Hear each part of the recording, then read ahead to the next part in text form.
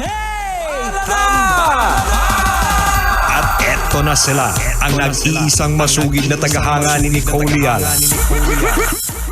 Chris Chuper! Kasama ang nag-iisang die-hard fan ni Chris Chuper, Nicole Hiala! Dear Nicole and Chris. Dear Nicole and Chris. Dear Nicole and Chris. Dear Nicole and Chris.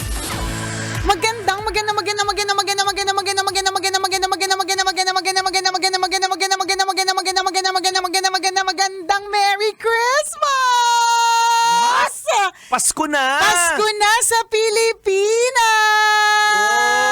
Oy! Maligayang Pasko sa'yo, partner! Maligayang Pasko, partner! Kailan ka? Sa 20 years natin this year. Sa 20 years nating magkasama, kailan mo ako niregaluhan ng Pasko? Uy, niregaluhan kita, ha? Oh, ano na naman niya? Kailan niya? Ano naman pagsisinungaling to? Paskong Pasko. Sabi kapag nagsisinungaling, di daw bibigyan ng regalo. Uy, ano ka ba? Binigyan kita ng pagmamahal, pag-aaruga, pagkalinga. Alam mo, partner, I appreciate yung pag-aaruga, pagmamahal, pagkalinga at kapayapaan, but I need cash. Mas mahalaga yun? Ang alin. Kesa sa cash. Ang kapayapaan. Sa bagay. Hindi lahat ng tao ay pwedeng magbigay ng kapayapaan. Sa bagay. Tama. Totoo naman din. Yun naman talaga ang katotohanan, di ba? Madaming may pera. Oo. Ang walang kapayapaan. Totoo yun, ha? Di ba? Madami ang nakaluluwag-luwag ang buhay pero hindi sila at peace. Totoo. Oo, di ba? Kung may tao na makapagbibigay sa'yo ng kapayapaan. Paano mo ko binigyan ng kapayapaan? Teka, bago ako mag-agree dito. Paano paraan mo ako binigyan ng kapayapaan? Hindi mo ba naalala? Nagkita tayo sa panaginip, inabot ko doon. Ay, talaga ba? Pambihira. Lasing ka na naman. Kung meron kang wish list, yan. Oh. Tatlo. Ano tangible yung bagay na nahahawakan. Yan. Okay. Na gusto mo na na achievable na tipong pag may nakarinig sa atin, may magbibigay kasi baka mamaya ang hingin mo Maserati, 'di ba, mga coaching mga kakaiba, 'di ba? Special date with an alien, wag mga ganon, UFO, wag ganon. Huwag ganon. Tangible. Something tangible. Tangible, ibig sabihin na hawakan. Yung tipong kapag halimbawa ako'y isang yayamanin na tambalanista na this year parang gusto ko lang mag-give back sa tambalan for their 20 years Naku, of sana talaga service, maraming mag-give diba? back, no? Ganon. Kaya magsabi ka na kasi mahirap na hindi nagsasabi. Simple lang lagi ang sagot ko sa mga ganyang klase ng sige. tanong. Ayokong pahirapan ng sino mang magbibigay. Peperahin ko na lang. So kung tatlong bagay, tatlong pera. Tatlong bundle. At least malinaw. Di ba para huwag na kayo mag-iisip, ano kayang kailangan ng tambalan? Kaya nga, ano kayang regalo makapagpapaligaya sa kanila? Tapos magpapa-impress pa, gandahan natin yung wrapper. Mga ganon, dagdag gastos din yan. Kasi ibibili mo ng wrapper, ibibili mo ng mamahaling whatever na hindi ka naman sure kung gagamitin ng tambalan, perahin mo na lang. Tama. Sayang, Agree din ako sa 3 bundles. Hindi ako tatanggi dyan, go. Di ba? Tsaka yung cost sa shipping, for example, marami tayong tambalanista na nasa ibang bansa. Ay nagbibigay galing ibang bansa. So isipin nyo, papadala nyo pa yon, yung abala nun. Ganon. Hindi perahin na lang natin. Kahit ngayon, pwede nyong gawin. Oo, no. Sa bagay, maghihintay ka pa ba ng Pasko? Schedule pa ba natin ng December 25 to? Hindi lang yun. Hindi naman sana nanakot. Hindi tayo sure kung abutin natin lahat. Diba? Mas mabuting magbigay na ngayon. Correct. Ngayon pa lang kasi total naman, umpisa na ng Pasko sa Pilipinas. Actually, Pasko na sa Pilipinas. Totoo. O, diba? So, kung hindi ka abutin ng Pasko, at least bago ka namatay, nakapagbigay ka sa tao, sa tambalan. So, at this point, pwede na po kayong please head on to our social media accounts and we shall be giving to you our GCash numbers. Charot. Hindi, wag pera. Baka sabihin mo ka tayong pera eh. Hindi pa ba? Hindi, kahit na, para lang wag masyadong halata. Huwag na lang yung Ako, bibigay ko mga basic lang. Yung mga tipong gusto ko talaga na pag binigyan ako nito, Oo, matutuwa ako. Sure na ako na magiging happy. Alam mo kung ba't ko tinatanong, partner? Kasi na-realize ko, madami tayong mga tambalanista na sobrang kilala na nila tayo. Hindi na nila kailangan magtanong, alam na nila. For example, 'di ba, may nagpapadala sa atin ng ako sa akin, for example, ng mga bagay na Hello Kitty. Kasi alam nila na mahilig ako sa Hello Kitty. Correct. Ang Garrett popcorn, kaya na lang yan sumikat at natikman ng mga tambalanista natin kasasabi ko ng Garrett. 'Di ba? Kasasabi ko Na masarap naman talaga. Masarap naman talaga, Oo. 'di ba? Although merong one time na parang tinag niya ako sa kanyang My Day. Tapos sinabi niya, na-curious sa Garrett popcorn kasi lagi ko naririnig kay Nicole Yala. Oo. So bumili ko. Tapos pinakita niya na parang pumunta siya sa isang store sa I forgot which country yun. Oo. Tapos makita mo sa comment section, so how was it? Ganyan. Tapos sabi niya, hindi yata pang mayaman yung taste buds ko kasi hindi ako masyado nasarapan. Parang gano'n. Tapos tinanong ko, kasi tinag niya ako. Hindi syempre, Natamisan ka masyado. Oo, natamisan siya. So sabi ko, what flavor did you choose? Kasi it's either natamisan Oo. siya or yung ordinaryong flavor Sabi niya, yung... barbecue. Natamisan sa barbecue. Hindi ko na problema yan, friend.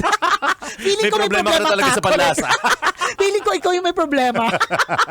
Yung ganon. So tinanong ko siya, sabi niya, masyadong matamis, ganyan. But anyways, so it means ganon lang, partner. That's my point. Pagka sinasabi mo kung anong gusto mo, it's really telling the people na ito yung mga pwede niyong ibigay po sa akin. Huwag kayong mag-alinlangan na ibigay ito sa akin. Ito talaga yung mga bagay na magpapasaya sa akin. At hindi po ito hindi po ito example lang ng tambalan. I mean, of course, thank you very much kung may magpadala talaga. Kung wala, Hindi naman kami nananawa. Oo, wala namang ganon. Oo. Kung ganon ang feeling ninyo, edi feeling nyo lang po yan.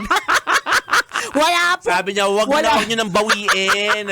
Ilang minuto nyo nang pinag-uusapan, Hindi. nananawagan kayo. Ang sa akin, partner, this is for everyone. Kung ikaw yung tipong meron ka talagang gusto na bagay, ine-express mo na yan, ngayon pa lang, para at least yung mga tao sa paligid mo na posibleng may magbigay niyan, alam na nila, hindi mo na sila pinahihirapan. Ayun naman talaga, diba? kanina pinapaliwanag natin. Correct, yun naman yun. Hindi lang kumbaga, parang example lang yung tambalan. Kasi totoo, ito talaga yung best example It's easy to give something to the tambalan kapag kakilala mo na sila. Diba? Pagkain. Yan, anong paboritong popcorn? Anong paboritong character? Anong paboritong kulay ng t-shirt? Hindi diba? naman kami mapaghangad. Ano ba naman yung... kasimpleng nga mga popcorn. Oo, ganun nga lang. Pero syempre galing Australia, Singapore, kasi doon lang may Garrett.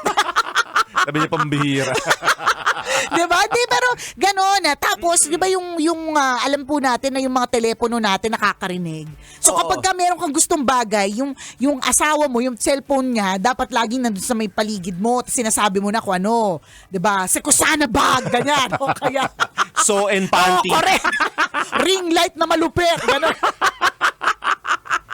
O, di ba? Di ba? Coin bank na maraming pera. Ganon. Kasi mag-advertise yan sa phone. Alam mo, di ba? Ganon tayo na parang, pinag-uusapan na natin kanina yung milk tea, ha? And this particular brand of milk tea, tas biglang may ads na kagad sa phone natin kasi nga daw yung phone natin nakakarinig. Para-paraan sa May madaling mga salita. ganon. Yun ang So, pinag-uusapan dito. The point is, para-paraan, para mag-getching mo what you want. Kasi minsan naman na talaga nakakahiya kapag ka tinanong ka kung anong gusto mo. Di ba? Minsan, kakahiya namang sabihin, di ba? So, Hindi, pag tinanong, sasabihin agad, huwag na mahihiya. Pag gano'n, biyaya na yun eh. hindi, kunyari lang mahihain ako. Ganun. Ma-feel ko malamig sa mahihain ako. Kasi hindi naman talaga ako mahihain. Diba? Walang hiya talaga ako. Try lang minsan. Try no? lang, diba? Parang pa-effect na, kunyari. Nagganto pala feeling, may experience. Oo, very demure pala kapag ka, very cutesy pala kapag ka mahihain na hindi sinasabi ko ano talaga yung gusto. Feeling ko mas nakaka-irita yun. Kapag ka hindi bagay sa'yo. Hindi. Alam mong dupang na dupang pero nagpapanggap na mahiyain. Hindi. Feeling ko, partner, yung mga mahihain kaya hindi na sinasabi. Kasi yung gusto nila baka mamahalin. Ay, ganun. Oo. Mas nakaka-irita talaga. Nagpapanggap na mahihain kasi alam niya sa sarili niya na mamahalin pala yung hihingin niya. Mamahalin talaga yung gusto niya. Hindi kaya siya nahihiya sabihin kasi, alam nga naman bilhin mo talaga para sa akin yun, nakakahiya naman ang mahal. Ganon. Pero kung generous ka, pero kung ibibigay mo, kabig na gano'n. why not? Diba? I mean, Sabi mo nga kanina, tatanggi ba tayo? Grasya yan. Oo, pagpapasalamat ko pa rin yan. Sa true, di ba? So, yun lang yung point, di ba, partner? Kaya ako nagtanong sa'yo, at yun yung pwede nyong gawin mula ngayon. Ay, ako sasabihin ko na bago pa maubos yung oras sige. natin. Sabihin na natin na ano mga gusto natin? pinakamamahaling alahas na pwede mong bilhin. Mayat de la Rosa Fine Jewelry, thank you very much. Yan. Diyan kayo order kasi para sigurado garantisadong tunay yung gold. Yan. Oo, totoo yun. Sa magagandang design ng Mayat de la Rosa. Oo, 'di ba? At isa sila sa ating major sponsors Yes. sa ating magaganap na mass wedding this September 28. Oh, diba? Diba?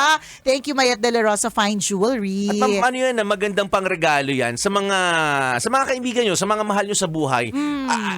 Ako You can never naniniwala go ako, wrong. yes, hindi ka magsisisi kapag nagbigay ka ng alahas. Mapababae, mapalalaki. Totoo yan. Kahit sabihin hindi naman mapagsuot ng mga alahas yan, pero ma-appreciate nila yan for sure. At Kasi magagamit mataas nila ang yan. value. Correct, 'di ba? Hindi man sila talaga maburloloy. May ganun yung parang Oo. ayaw, may ganun na hindi sila maalas pero pwede nilang isanlayan. Oo, diba? Ibenta sa panahon ng pangangailangan. Yan. So yan ang yung mga halimbawa, may mga ganyan ka na sa paasawa mo, 'di ba? Mayat tingin ka sa Mayat de la Rosa Fine Jewelry website. Yan. Para at least knowing na ng asawa mo na ito pala yung mga gusto. Yan. Tapos maya mo sinasabi ulit-ulit. Ganyan. Baka makalimutan Sa true. Di ba, makulitan, pero at least sa Pasko, makukuha mo ang gusto mo. Yan. Ganon. Para-paraan sa madaling salita. Para-paraan.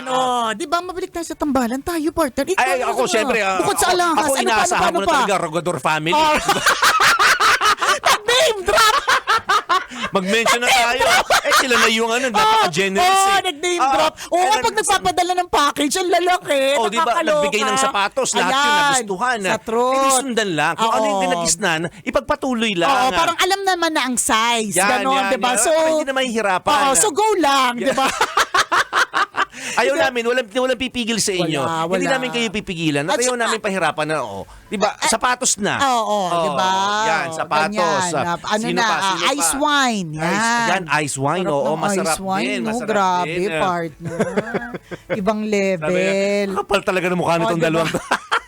Hindi ako, partner. Sa totoo, pag may nagtanong sa akin, ano gusto mo? Bedsheet. Bedsheet. Comforter. and Kasi parang tissue. feeling ko, partner, kasi kapag hindi yan madalas binibigay eh.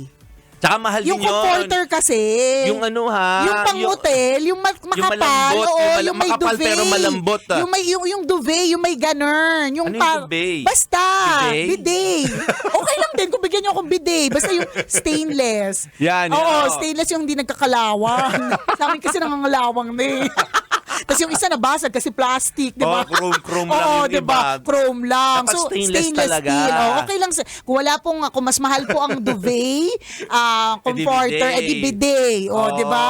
Wag lang wale. Wag lang wale. Para hindi ngumanga si Manang Bidet. Okay.